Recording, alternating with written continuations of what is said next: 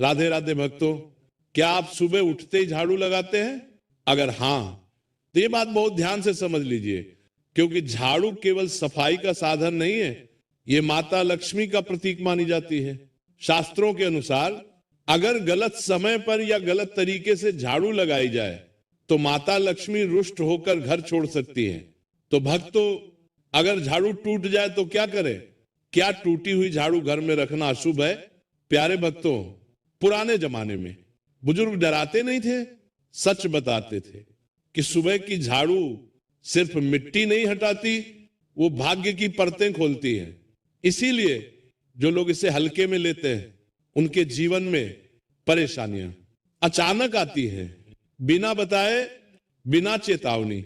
आज की ये कथा डराने के लिए नहीं है, ये कथा जगाने के लिए, क्योंकि अंत में जो सच सामने आएगा वो आपको अपने ही जीवन को नए नजरिए से देखने पर मजबूर कर देगा। प्रेम से सुनिए, भक्ति भाव से सुनिए और अंत तक सुनिए, क्योंकि जो बात आखिर में आएगी वही तय करेगी आपकी सुबह आपके साथ क्या करेगी। बहुत पुराने समय की बात है। एक छोटा सा गांव था। गांव का नाम था अमरपुर। गांव के लोग साधारण थे, लेकिन उनके जीवन में एक अजीब सी व्यवस्था थी। यहां हर घर में सूरज निकलने से पहले झाड़ू लगती थी। गांव के बुजुर्ग कहते थे, जो घर सुबह झाड़ू से जागता है वहां दरिद्रता देर तक टिक नहीं पाती। इसी गांव में एक विधवा स्त्री रहती थी, नाम था धनिया। धनिया बहुत गरीब थी। मिट्टी का घर, फटा हुआ आंगन और जीवन में सिर्फ एक ही चीज की आदत। वह हर रोज ब्रह्म मुहूर्त में उठकर झाड़ू लगाती थी, चाहे ठंड हो, चाहे बारिश, चाहे शरीर में दर्द हो। धनिया की झाड़ू कभी सूरज के बाद नहीं चलती थी। लोग उसे समझाते, अरे धनिया, तेरा तो घर ही मिट्टी का है, इतनी मेहनत किसके लिए करती है?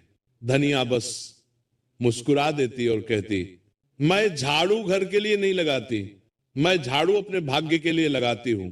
गांव के लोग हंसते थे। उसी गांव में एक और आदमी रहता था, नाम था भैरव सेठ।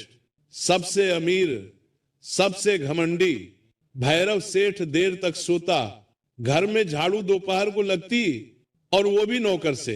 एक दिन भैरव सेठ ने धनिया को ताना मारा, अरे विधवा, सुबह सुबह झाड़ू लगाकर क्या स्वर्ग का रास्ता साफ कर रही है? धनिया ने सिर झुका लिया, पर कुछ बोली नहीं। उस रात गांव में अजीब घटना हुई। आधी रात के समय जब पूरा गांव सो रहा था, धनिया के घर के बाहर कोई खड़ा था।